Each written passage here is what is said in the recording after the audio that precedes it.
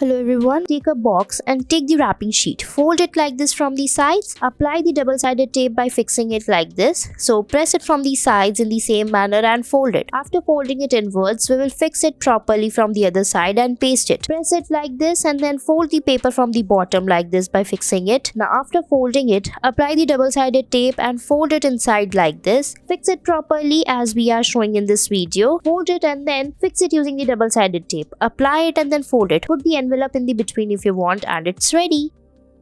Next, take a box and fold the wrapping sheet around it and using the double-sided tape, paste it from the sides. Now press it like this and fold it from the top and then use the double-sided tape to fix it. Paste it like this and fold it. Follow the same step for the top side as well. Fold it like this and press it inside and then fold it again and fix it on the top and it's ready. Next, take a box and fold the wrapping sheet around it like this. Now from the sides, we will press it. Fold it like this and fix it using the double-sided tape. Fold it and fix it. Now follow the same step for the top side of the sheet. Fold it and fix it in the same manner and it's ready.